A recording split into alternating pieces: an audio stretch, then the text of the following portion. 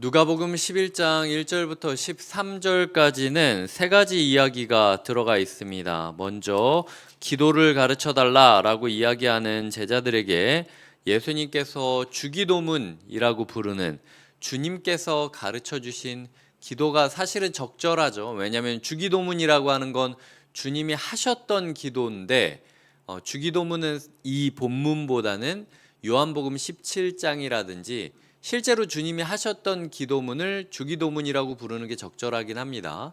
그래서 저는 개인적으로 주님께서 가르쳐 주신 기도다라고 배웠고 또 그렇게 이해하고 있는데 여하튼 그런 기도를 가르쳐 주시고요. 그 다음에 간절함에 대해서 이야기하죠. 8절까지 보면은 그 간청함을 인하여 요구대로 주리라 라고 이야기하면서 기도는 기도의 문구도 중요하지만 기도하는 자의 끈기에도 달려 있다라는 것을 이야기하고 있습니다. 그리고 마지막으로는 아버지 된 자가 좋은 것을 주지 않겠느냐라고 이야기를 하며 하늘 아버지께서 구하는 자에게 성령을 주시지 않겠느냐라고 이야기를 하고 있습니다. 아까 주님께서 가르쳐 주신 기도의 처음 시작이 무엇이었죠? 2절에 보면 아버지여 라고 시작하지 않습니까? 아버지여 라고 기도를 하게 한 다음에 마지막엔 무엇을 이야기하느냐? 아버지 된 자로서 아들이 생선을 달라 하는데 라고 이야기하며 하늘아버지께서 구하는 자에게 성령을 주시지 않겠느냐 라고 이야기를 하며 끝나고 있습니다. 오늘 본문의 시작도 아버지로 끝도 아버지로 끝나고 있는 것이죠. 우리의 기도의 시작점도 아버지이고 기도의 마지막 점도 아버지인 겁니다. 결국은 우리가 기도라는 것을 통하여 무엇을 형성해 가는가? 아버지와 아들, 아버지와 딸, 아버지와 자녀의 관계를 형성하는 것이 기도가 주는 가장 큰 유익임을 기억하셔야 된다라는 것이죠. 이 전제 위에서 우리가 몇 가지 생각해 보도록 하겠습니다. 첫째로 기도는 배워야 한다라는 것입니다. 주님께 기도를 가르쳐 달라고 했을 때 가르쳐 주시는 것이 기도입니다. 기도는 시작부터 잘하는 사람은 없습니다. 기도는 항상 배워가는 것입니다. 어제보다 더 기도를 배워가는 것이고 오늘보다 내일 더 기도를 배워갈 것을 소망해야 된다라는 것이죠. 그렇기 때문에 저분은 왜 저렇게 기도를 잘할까? 기도를 열심히 배웠기 때문에 그런 거죠. 공부도 열심히 안 했으면서 성적이 잘 나오길 기대하면 안 되지 않겠습니까? 공부를 이론만 가지고 합니까? 예습도 하고 복습도 하고 연습 문제도 풀어보고 기도가 똑같다라는 거예요. 기도는 배워야만 되는 것이고 배우면 확실히 달라지는 겁니다. 그렇기 때문에 주님께서 기도를 배우기를 원했던 자들에게 기도를 가르쳐 주셨던 것처럼 기도하고 싶다라고 이야기하는 사람이 있다면 주님께서 꾸짖지 않으시고 가르쳐 주신다라는 것. 그렇기 때문에 우리의 모든 기도의 시작점이 아버지이고 끝점이 아버지였다면 그 아버지에게 무엇을 요청해야 되느냐? 기도를 가르쳐 달라고 요청해야 한다라는 것이죠. 오늘 우리의 삶 가운데 기도를 배워가고 기도를 요청하고 기도를 익혀가면서 기도자가 돼가는 것을 꿈꿔야 된다라는 것입니다.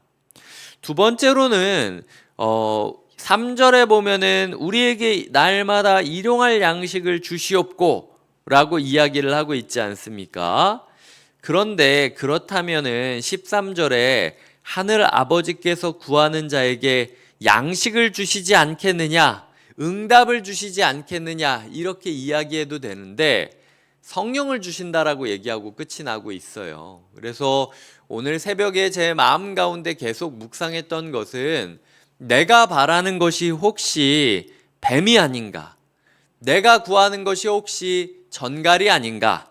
나는 이것만 있으면 괜찮을 줄 알았는데 그게 나에게 독이 될 수도 있는 것 아닌가?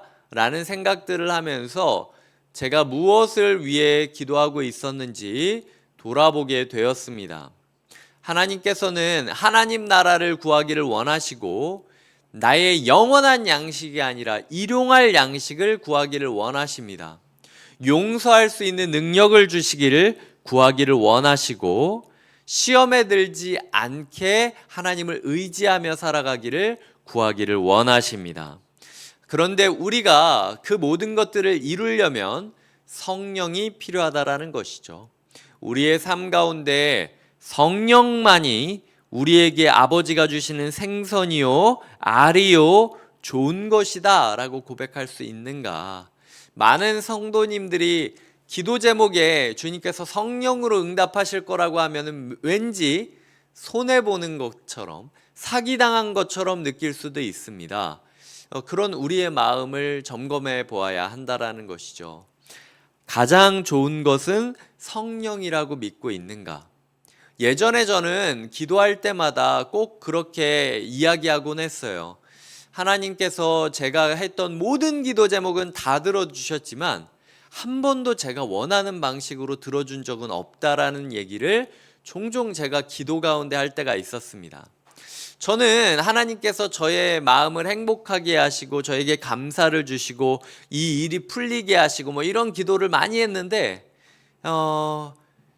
결국은 내가 희생하고 결국은 내가 헌신하고 결국은 내가 마음 아프고 하지만 그럼에도 불구하고 하나님께서 응답하신 적이 참 많이 있었음을 고백합니다.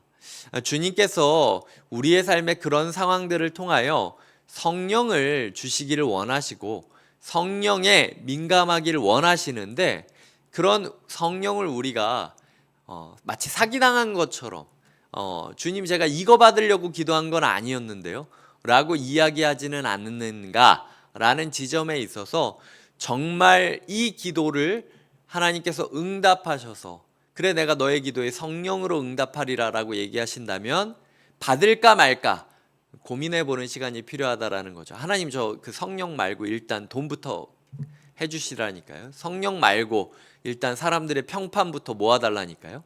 이 성령 말고 그냥 내 가정의 평탄함만 이렇게 해달라니까요. 이게 제 인간적인 마음이거든요. 예. 정말로 오늘 새벽에 하나님께서 제 마음 가운데 네가 목사고 네가 신앙인인데 성령이 가장 좋은 거라고 믿고는 있는 거니? 성령이 가장 귀한 응답이라고 네가 받고는 있는 거니?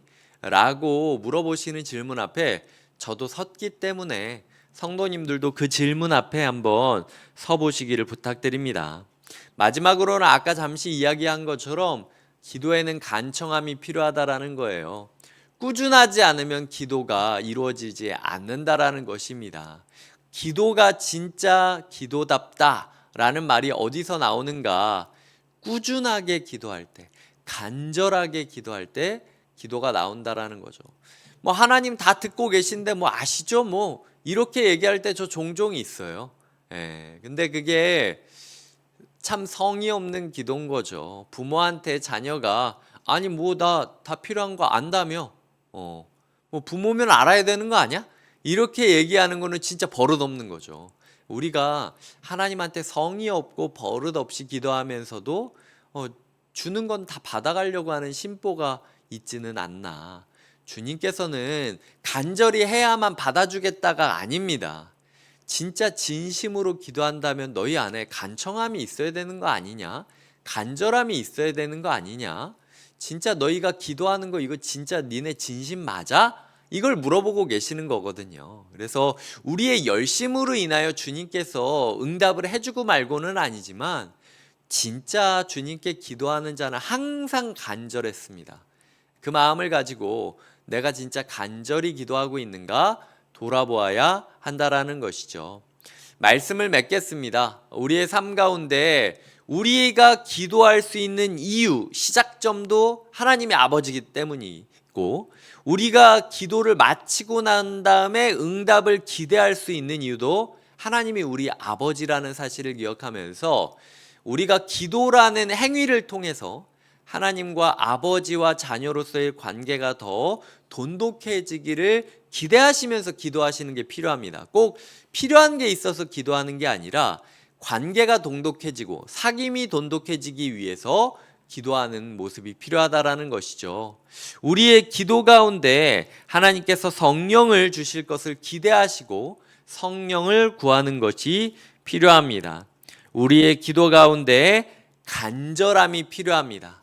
그리고 그렇게 기도를 구하는 자에게 주님께서는 항상 기도를 알려주실 뿐만 아니라 주님께서 더 탁월한 기도자가 되게 하실 것을 믿으면서 기도의 자리로 나아가시는 하루 되시길 주님의 이름으로 축복드립니다. 기도하시겠습니다. 하나님, 우리에게 기도를 가르쳐 주시고 주님, 우리가 기도자가 되게 하여 주시며 주님, 우리 기도의 응답으로 성령을 주셔서 하나님 아버지와의 관계가 더욱 깊어지게 하여 주시옵소서. 예수님의 이름으로 기도드립니다. 아멘.